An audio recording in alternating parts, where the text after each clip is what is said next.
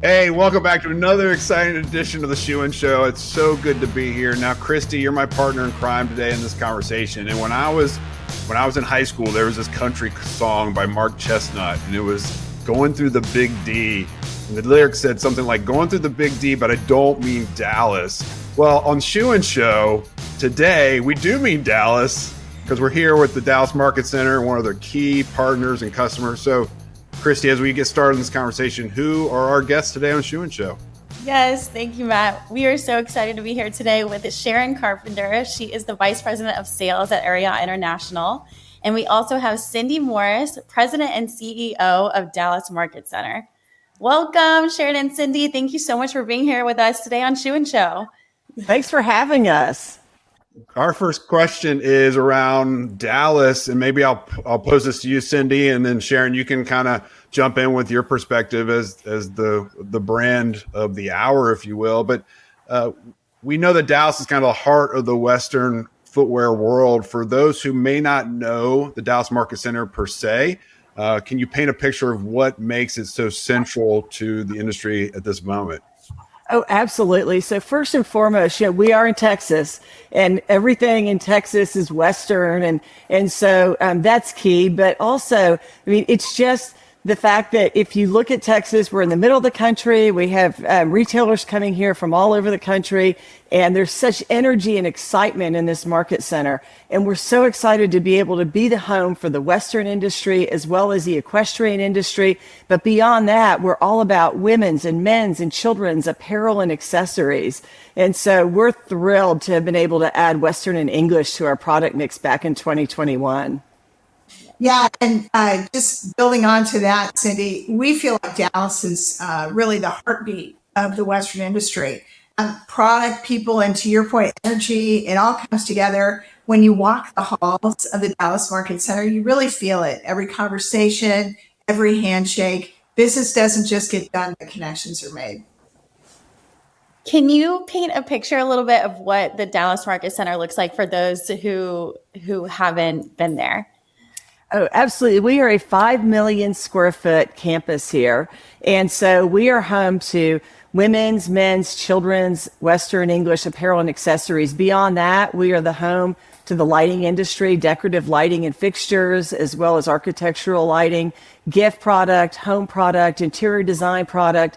So it really makes us a complete marketplace. And we always kind of call ourselves, we're like a shopping mall where retail stores come to buy product. So for that lifestyle customer, they can buy everything here in Dallas. And for Western, it was so important because the traditional Western, that's a lifestyle. It's not just the apparel and the boots and the hats, it's the home product, it's the gift product, and they can do all of that in Dallas. Now, one of the things I love about Dallas, I have my brother and my father were both born in Texas, so I've spent quite a bit of time in Texas. But when you go to Dallas, like everything's new. When you go up to like Frisco and to Plano and to just the Metroplex, the airport's one of the busiest in the world. But there's a lot of investment happening in Dallas. I'm a Commanders fan. We won't talk about the football team. But beyond that, just when you arrive to DFW and you get out and you make your way around the area, there's just so much economic activity. But during the pandemic, it seems like we also saw a shift where the Western industry just said, you know what, Dallas is our home. This is where we're going to set up, plant a flag. Sharon, what was kind of behind that? Is that something you noticed kind of with the pandemic and moving forward? And what makes DFW and Dallas in the Metroplex such the best place to house all of this activity? It's a great question, Matt. I think the pandemic forced us all to think differently about how we did business. And for us, Dallas made sense, right? It was central. It was accessible, and it gave us a chance to connect in an intentional way. And those first shows, they were a little bit smaller. The conversations were deeper. So we gained efficiency across our big customer base. And honestly, we feel like we gained a community, especially with the Dallas Market Center team. And if you look at it from Dallas Market Center's perspective, we launched Western during COVID. And we were really fortunate in Texas that we were able to be open because we knew that retailers needed product and commerce had to continue. And so Sharon's right. When it started, I mean, it started a little slow during COVID. And we always laughed because on our apparel floors, we had all these manufacturers from 7th Avenue coming in, and they're looking and they're like, this looks like a nightclub scene on the Western floors. There's bars in the showrooms and there's people everywhere. But we were able to really what I think made the difference for the Western community is they were able to broaden their base. The manufacturers were able to sell apparel stores and footwear stores and other fashion stores. And on the retailer side, they were able to source Western product. And if you look at it, I mean, Western's the hottest fashion trend in America. And so now you're able to bring new business to both the retailer and the exhibitor and the manufacturer here, which was so amazing for us to watch that happen. And we also heard that, prior, there's 2 Western shows a year, January and August. And January has always been huge, as Sharon can talk about as well. And August was always significantly smaller. August has grown so much now since it's been in Dallas. And I have principals tell me that they didn't even go to the August show in the past, and they will not miss it now that it's moved to Dallas because the business has grown so significantly for them. That was awesome. So fortunately, a couple years ago, I had the opportunity to go to the Houston rodeo. Now it's not Dallas, but I'm picturing and kind of the same style. So hats, belt buckles, boots, and all of that. So Sharon, Ariat has done an incredible job balancing authenticity and growth. How has the brand evolved to connect with both core Western consumers and new audiences like someone like myself? Christie, that's a great question. I think what's made us successful is balancing our deep Western roots, our deep heritage, with new consumers who love the lifestyle. This isn't a trend, right? As we discussed earlier, this is a lifestyle. And Ariat, we feel like we've grown by staying true to what matters: performance, quality, and people. And we don't chase trends. We evolve with purpose and intention. Thank you. All right. So one of the things I thought about as Christie was talking about Houston and the trends and stuff like that is I literally saw a headline the other day that said, "Why are cowboys everywhere?"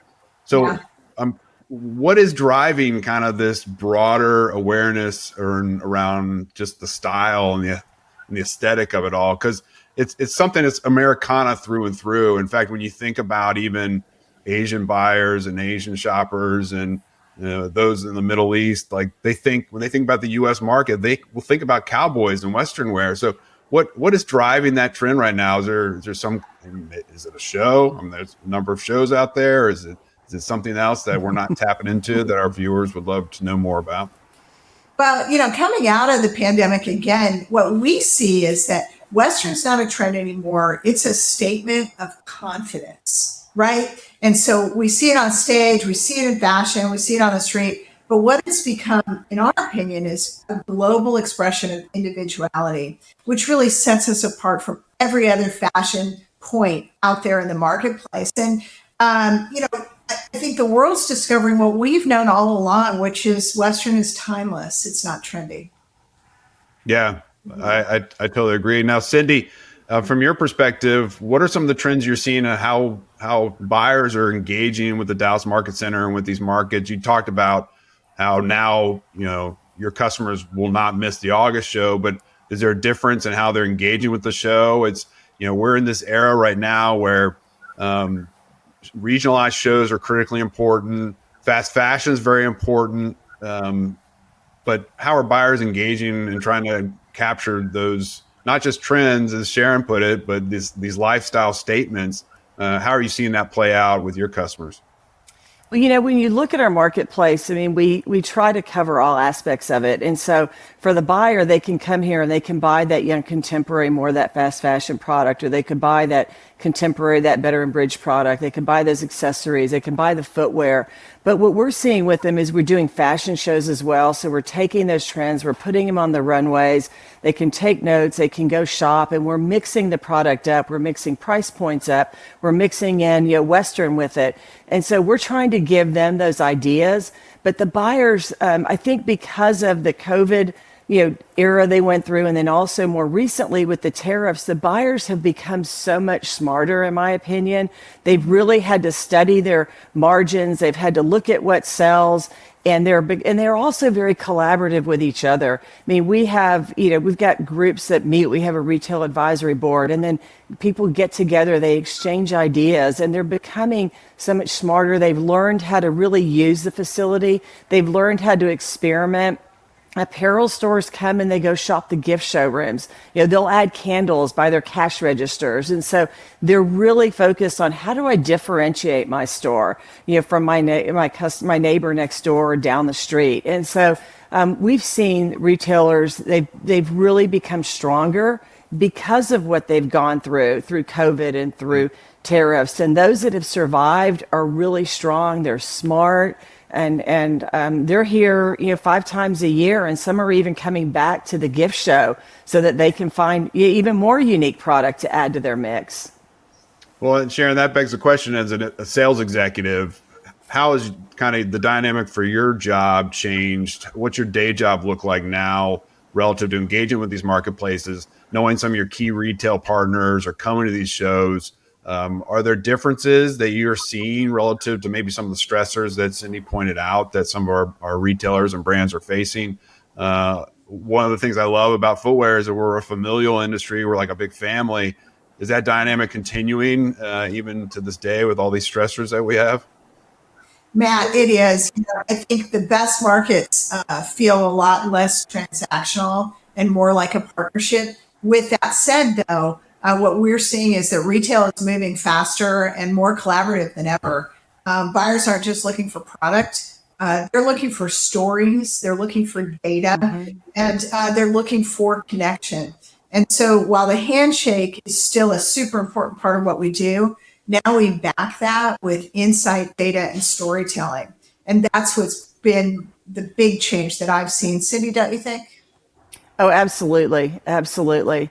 The relationships have become so much more important for those retailers, and even like our footwear stores. I mean, they're looking. How can I add accessory product in, or how can I buy one size apparel? They don't want to necessarily carry the broad range of apparel, but they're really looking to be collaborative. They're looking for relationships, and they're looking to experiment, but also experiment and then measure it, and then come back and say, hey, this is working, this isn't, these brands have been partners with me.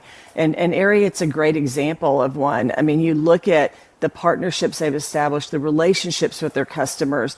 I mean, even here in Dallas, I mean, they initially launched, they have a large space on our western floor. And then in January, they opened this space that I'm in on our English floor. And this space is to service their English and their international customers. And the other area that's really strong for us is Mexico. And so there's a lot of retailers in Mexico that cater to that market. And they can come here, and they've got this amazing home where Ariat is here to serve international and English customers. And they make all those customers feel special. That's amazing. For those of maybe like me who doesn't know, what's the difference between Western and English? Wow, that's a great question, Christie. So, I think if we look at the overarching message of the Ariat brand, it's for people who love and live in the outdoors, right? Now, the Western consumer who rides in a Western saddle, or they might ranch, or they're a performance athlete, they have specific product and performance style that they need in the arena or on the ranch. And we are very true to our consumers as athletes. It's one of our ethos, right? We see our customers as athletes. On the equestrian side, same thing. They're athletes, but they ride in a different ring under different disciplines with different product needs. And so we try and create product and purpose for those athletes as well. It's amazing. You cover it all. Hey, work, right? I mean, is it work a part of the equation too? Mm-hmm. It is. It's work is actually one of our fastest growing categories in business. We again, listening to the consumer is a key part of how we show up and how we do business, both for footwear and apparel. And so we spend a ton of time back to Cindy's point, we work with our Hispanic consumers to understand the needs of their business, our equestrian athletes and their advisories, the work team and their advisories, and then, of course, our Western category as well, which is our great passion. And you know what else? I don't even know if you guys know this, but last year, Beth Cross, the founder of Ariat, was inducted into the Cowgirl Hall of Fame. And just listening to her story about how she got started, really on the athletic side of it, and then created this brand that combines that for the consumer. And Sharon, I don't know if people have heard that, but to me, it's an amazing story. It really is, Cindy. Beth brings all of the best pieces of who we are to the very top of our company and to the entry level. She's protected our culture, and she leads with a message of care and commitment and intention across everything she does. It's so exciting to be part of the brand. Yeah, she's an icon in our industry.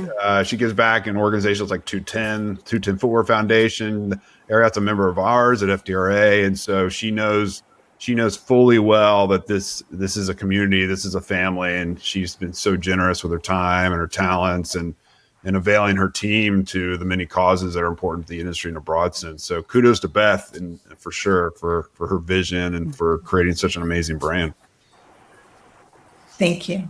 Yeah. So my question for you is, okay, so you got to pick your favorite pair of boots, and what it could be work, it could be English, it could be Western. Cindy, we'll start with you. What are your favorite pair of boots? And this may be a softball, but let's hit it out of the park. What are your favorite pair of boots? If you're going out a night on the town to see a Mavs game, or you're going to have a great dinner somewhere in the city, or you're going to the Cowboys game, whatever. Got something on the town. What boots are you wearing? Well, actually, I have to say, because we're in Western and English, I actually have two. I have a pair of English Ariat boots that I bought probably at least 15 years ago at the National Finals Rodeo. And that is a whole nother story out in Vegas. And then I've got a great pair of Western boots from Letty's down in Fort Worth in the stockyards. And I don't know if you guys have ever been to Fort Worth or the stockyards, but they do a cattle drive every day down there. And Letty's is an iconic Western store there in the stockyards. So I've got my English and my Western go-tos. That's a strong pick. The Fort Worth's awesome too. We haven't even mentioned it, but Fort Worth has such a heritage for Western wear. I mean, that to me is the epicenter, outside of the Dallas Market Center, of course, for buying and selling great product. But if culturally, the epicenter of Fort Worth, Texas, seems to be a great place to go check out all the latest boots that are out there that people are wearing. All right, Sharon, what about you? Your favorite? You may have a ton of children. They're like all your kids, right? So it's hard to pick one, but what are your favorite boots? They are. My husband's like, really? You need another pair of boots? And the answer is always yes. But it's an easy answer. So my favorite boot is our Casanova. It's, to me, the perfect mix of strength and style. It's a little feminine, but it's completely timeless and bold. And I've worn them everywhere, honestly, from store floors to sales summits. And every time somebody stops and asks me about it, and they make me feel really like the best version of myself. And I think that's what a great pair of boots do for a person. I agree. I totally agree. What about you, Christie? Join in on the fun. Yeah. So, okay. I need a nice pair of boots is what I need, but I have two pairs of boots. I have, one of my favorites is I have bright metallic pink cowboy boots. And I usually wear those to a festival, or I wore them to the Taylor Swift concert a couple years ago. Of course, that's appropriate. Definitely appropriate. So I'd have to say those are my favorite. I'm not sure what brand they are, though. We'll just say they're Ariat and we'll go with it. So, yeah. Of course they are. You'll be kicked off the show instantly if you said otherwise. So. For me, it's interesting because I have pictures of me as a kid, like the late 70s, early 80s, where I'm wearing cowboy boots, and it's just been a constant. As a young boy, those are your heroes. I had Long Ranger and Tonto toys. These are old school things we're talking about. But fast forward, you're right. Sharon, it's been it's not just a trend. It's like baked into our cultural DNA, and maybe sales kind of spike at different cultural, cultural flashpoints, if you will, where we see sales spike with Yellowstone or with Cowboy Carter or some of these really interesting things. But at the same time, there's just always a steady pace when it comes to Western. Now, I will also say, to flip the script, my wife and I just binge watched Downton Abbey, like all 6 seasons, all 3 movies in 6 weeks. And, some of the English styles in that show, I don't know how I could pull it off, but I think there are a lot of great options just depending on what flavor you're interested in when it comes to boots. We have the perfect boot for you, Matt. We can talk after the show. Okay, I'm looking forward to it, and then I'll tell our audience exactly what that is, and we'll see what they think. So, let me ask you this kind of last closeout question. If let's say we're having this conversation a year from now, Cindy, and you look back 2025, you've said the T word a couple times, which is kind of it just turns in my head as I try to sleep every single night because it's just a constant for us. But tariffs have been a huge impact on the marketplace. From a sourcing perspective, boots have a little bit more diversified sourcing base, some U.S. production, some production in Mexico. So they may have avoided some of these tariffs, but boots come in from Asia as well. And so it's highly disruptive. But to kind of ask the question a long way, when let's say we're talking in 2026 and you're looking back at the year behind you, how do you think things might have changed and how customers are engaging with product and the industry's adapting to the current landscape as it relates to trade, tariffs, and just the consumer itself? I think we're going to look back and see that it was a very challenging year. I mean, for us, it started in the spring. And when you look at the market center and you look at all the categories of product we have, I mean, it hit us really hard in the spring with the holiday and floral and trying to get those goods on the water for Halloween, for Thanksgiving, for Christmas.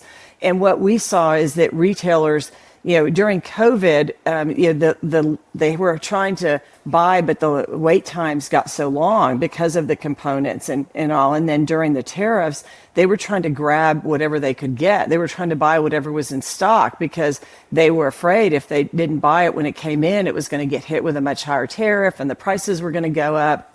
But there's still so many Western brands, particularly in the hat side, with long wait times. I mean, I know some of the boot people were telling us there were 18-month wait times. Some of the hat people were saying there were 18-month wait times. So I think that it will end as a really challenging time. I mean, the India tariffs, the talk of that hitting all, because the manufacturers that left China, so many of them, they went to India or they went to Indonesia or the Philippines or Vietnam. And then the India tariff comes along. And so now, there's containers sitting on, still sitting there. There were containers sitting in ports. And it has been extremely disruptive, I think, on the retail side because the manufacturers, they're not necessarily bringing the goods in. The retailers are trying to pivot and adapt and just really make sure they can get through fourth quarter. So I think, we're all hoping that it calms down, we get resolution so that next year can be much brighter. And we're hoping that we can end with a really strong fourth quarter. But we're going to look back and probably the same way we did with COVID and say, oh my gosh, let's hope it's in our rearview mirror and we're moving ahead strong into 2026. Yeah, I love that. What about you, Sharon, from your perspective? Well, the fun thing about the tariff conversation is it's impacting everybody, right? Yeah. And so nobody is immune to dealing with it. And I think what it's challenging us to do is think differently about not only our supply chain, but our go-to-market strategies. What I really learned during the pandemic was how strong we could be if we work with our partners and problem solve together. We were one team trying to serve the consumer and do it the best way we could. I see that happening again here. It's certainly more complex because it doesn't feel like there's an end. But I know that what we've taken those learnings and we're taking them forward and we're navigating it in conversations. And again, it goes back to the original piece of what we love about this industry is the connection with our partners. Both our market center partners and our retail partners and our wholesale relationships as well. We're all going to navigate this together. We will come out in a better place. And thankfully, the consumer is still looking to buy product from all brands. And that's the best part. Yeah, that is the best part. And I think this conversation is just illustrated. And I think, Cindy, you started talking about some of the learnings from COVID in particular. Sharon, you just shared some as well. But with these kind of challenges, opportunities arise. It hones us, it sharpens us. Now we're weary. Let's not like beat around the bush, but we're going to be stronger as we get through this. So I'm actually optimistic about 26 because I think some of these things will level out. Maybe the India tariffs will come down. Maybe they'll settle some of these agreements moving forward. But nevertheless, we got to sell shoes no matter what the tariff rate is. And so we'll keep doing that. But Cindy, let me ask you this. Before we go, what's the best way in which our viewers and our listeners can find out more information about the Dallas Market Center and the opportunities to come to the show in January and beyond? Where should we direct our folks to go and check things out? Yeah, the best place is our website, dallasmarketcenter.com. And January is really an amazing month for us where we host all industry shows. But for fashion and footwear in particular, we have our women's and children's market. And then we overlap that with Western and English, and then we have men's as well. So we have all apparel and footwear fashion segments going on in 1 week here. So we've got a great Dallas Fashion Week in January. That's awesome. So DallasMarketCenter.com, and then go to Ariat.com, I assume, Sharon, to get all the great Ariat product that's out there at your fingertips, direct to consumer, drop ship. It's all available to you there. Am I right? Well, for us, we want consumers to find Ariat wherever they choose to shop.